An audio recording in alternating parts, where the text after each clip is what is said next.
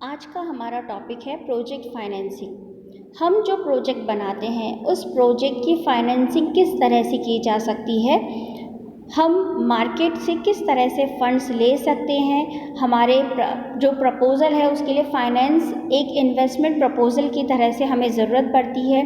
कोई भी प्रोजेक्ट हो, अगर हम ये सोचें कि वो प्रोजेक्ट हम अपनी पैसे से, अपनी कैपिटल से बना सकते हैं, कर सकते हैं, तो ऐसा ज़रूरी नहीं है। मैक्सिमम बिग प्रपोजल्स ऐसे होते हैं जिन प्रपोजल्स के लिए हमें आउटसाइड लोन लेना पड़ता है, आउटसाइड फाइनेंस प्रोसीजर करना पड़ता है।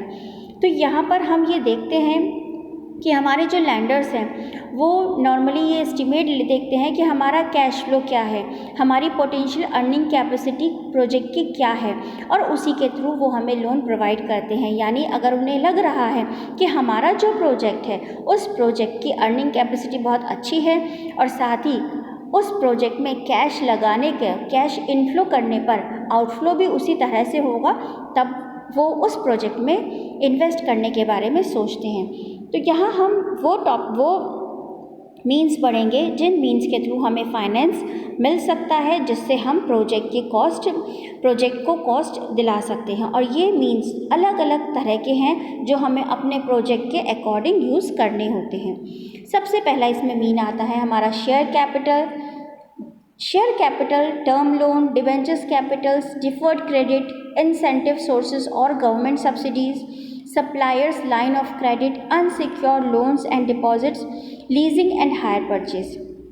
यहाँ पर जब हम शेयर कैपिटल की बात करते हैं तो शेयर कैपिटल में हमारे पास इक्विटी शेयर कैपिटल होती है, हमारे पास प्रेफरेंस शेयर कैपिटल होती है, और इनके थ्रू कोई भी प्रोजेक्ट, कोई भी कंपनी मैक्सिमम चाहती है कि इस तरह का लोन हमें प्रोवाइड हो जाए। इसके अलावा टर्म लोन होता है, हम इनको और डिटेल में भी पढ़ते हैं।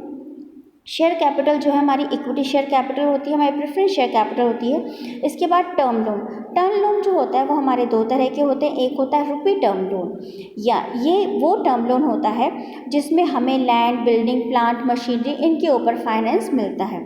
फॉरेन करेंसी टर्म लोन, ये ऐसे लोन होते हैं जो हमें इंपोर्ट करने में, यानी अगर हम मशीनरी, इक्विपमेंट्स, टेक्नोलॉजी, ये सब चीज़ें इंपोर्ट कर रहे हैं तो उससे रिलेटेड हमें लोन प्रोवाइड करते हैं। इसके अलावा डिबेंचर्स कैपिटल होती हैं। डिबेंचर्स कैपिटल्स वो होती हैं जो हमें लॉन्ग टर्म डेब्ट प्रोवाइड करती हैं, जो नॉन कन्वर्टेबल डिबेंचर्स भी होते हैं और कन्वर्टेबल डिबेंचर्स भी होते हैं।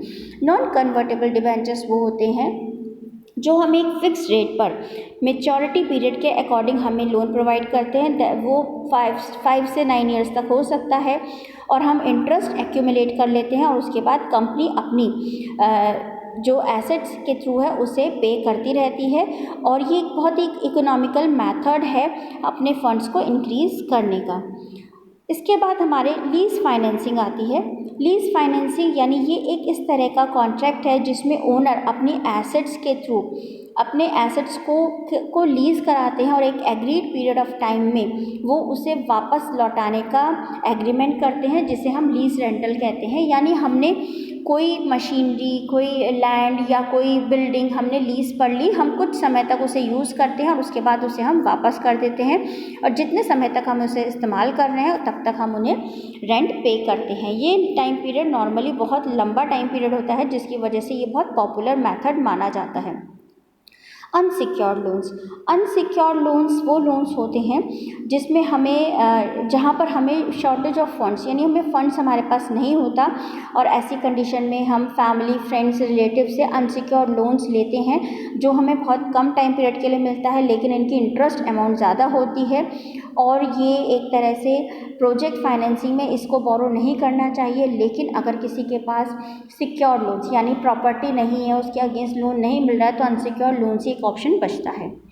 ब्रिज लोन और फाइनेंस, ये टेम्पररी लोन्स है जो कमर्शियल बैंक्स की तरफ से बिजनेस को प्रमोट करने के लिए, कैपिटल कॉस्ट अरेंज करने के लिए प्रोजेक्ट को दिया जाते हैं। ये जो लोन्स होते हैं ये बैंक्स और फाइनेंशियल इंस्टीट्यूशंस की तरफ से सैंक्शन किए जाते हैं, जिसकी वजह से प्रमोटर्स अपने प्रोजेक्ट को एक स्पीड में ले आते हैं। और कई बार प्रोजेक्ट इन फाइनेंस की डिले की वजह से कई बार ऐसा होता है कि लोन हमें मिल तो रहा है लेकिन हमें लेट मिल रहा है, तो उसकी वजह से हमें कभी नुकसान भी उठाना पड़ जाता है। नेक्स्ट है पब्लिक डिपॉजिट।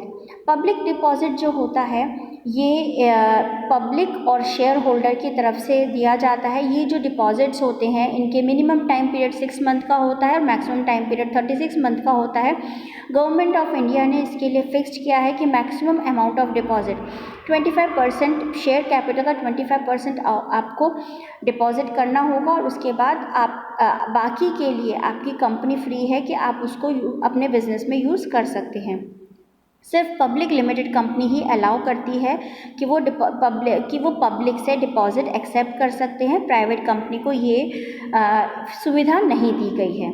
नेक्स्ट है डिफर्ड क्रेडिट। डिफर्ड क्रेडिट होते हैं जब सप्लायर्स प्लांट और मशीनरी को कई बार क्या होता है कि हमें प्लांट और मशीनरी के जो भी सप्लायर होते हैं उन्हें हमें पेमेंट करना है, लेकिन वो पेमेंट हम अभी नहीं करना चाहते, हम बाद में करना चाहते हैं। तो ऐसी कंडीशन में हमें परचेज़ के टाइम पर कुछ समय मिल जाता है, जो कुछ समय का हमें क्रेडिट मिल जाता है कि हम उसका पेमेंट कुछ समय के बाद चुका देंगे। और ये जो होता है डिफर्ड क्रेडिट, ये उस पर्सन को मिलता है बैंक गारंटी के थ्रू और मॉर्गेज, कुछ एसेट्स को मॉर्गेज रखकर उस तरह की गारंटी मिल जाती है। 9th और लास्ट आता है इंसेंटिव सोर्सेज। गवर्नमेंट की तरफ से कुछ एजेंसीज़ को फाइनेंशियल सपोर्ट इंसेंटिव के लिए एक तरह से प्रमोटर्स के तौर पर उन्हें सेट किया गया है कि वो इंडस्ट्रियल यूनिट्स में कुछ एक सर्टेन लोकेशन में प्रमोट करें कि हाँ आप यहाँ पर आइए और अपनी यूनिट्स को लगाइए, और उन यूनिट्स को लगाने के लिए गवर्नमेंट की तरफ से कुछ सपोर्ट दिया जाता है। ये जैसे सीड कैपिटल असिस्टेंस है, कैपिटल सब्सिडीज़, टैक्स डिफरमेंट, एक्सेम्पशंस, इनके थ्रू दिया जा सकता है। यानी कुछ गवर्नमेंट की तरफ से कैपिटल में कुछ स्टार्टिंग अमाउंट एक लोन के तौर पर देकर ये इंसेंटिव किया जाता है, या फिर जो उन्हें लोन दिया गया है उसमें कुछ पोर्शन को सब्सिडी के तौर पर उन्हें ना चुकाने की गारंटी देकर भी उन्हें इंसेंटिव दिया जाता है। इसके अलावा टैक्स में कुछ छूट देकर उन्हें इंसेंटिव दिया जाता है, और किसी तरह के एग्जेम्पशंस, टैक्स में एग्जेम्पशंस देकर भी उन्हें इंसेंटिव दिया जाता है। तो ये सारे वो मेथड हैं जिन मेथड्स के थ्रू किसी भी प्रोजेक्ट का फाइनेंसिंग गवर्नमेंट की तरफ से की जाती है। और ये जो फाइनेंसिंग होती है इसका मेन बेस होता है कि उस प्रोजेक्ट का कैश इनफ्लो क्या है, उसका कैश फ्लो क्या है और उसकी रिटर्न क्या है, वो जो पैसा उसमें लग रहा है उस पैसे को वो वापस ला भी सकता है या नहीं। इन्हीं सब के बेस पर फाइनेंसिंग प्रोजेक्ट पर फाइनेंसिंग प्रोवाइड की जाती है।